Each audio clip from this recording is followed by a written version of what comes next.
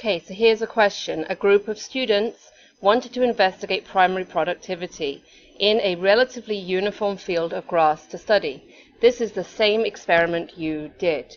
We have 3 plots, A, B, and C. All the vegetation was removed from plot A.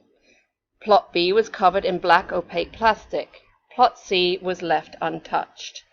They came back, they removed all the vegetation from plots B and C 1 week later. They removed the soil and rocks. Okay, so plot A.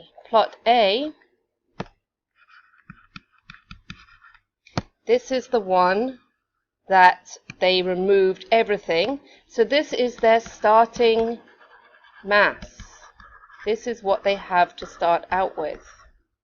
Okay? They're assuming that all of the plots are the same. That's why it said they are uniform. So that's our starting mass.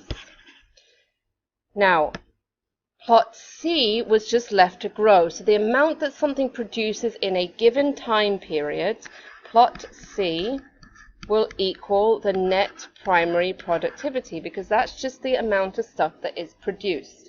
So it says 39, but remember we started at 35.2.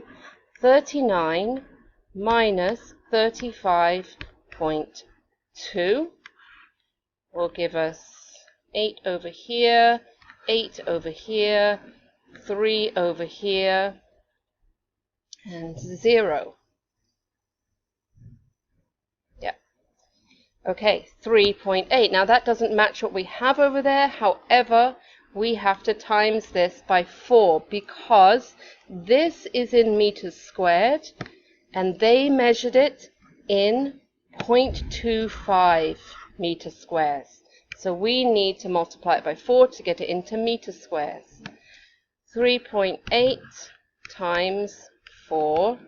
8 4s 32. 12, 15.2 grams per meter squared. That is our MPP.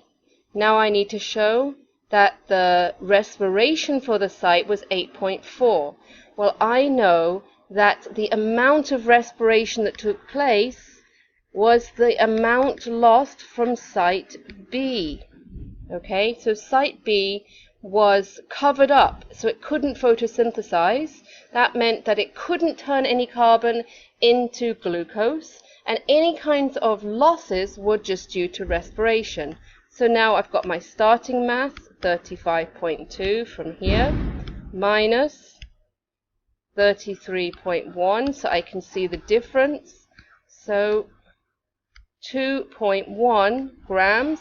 It doesn't match that, remember, but I have to multiply it by 4 because this is in meters squared and I measured it in quarter of a meter squared, and I get 8.4 grams. Good.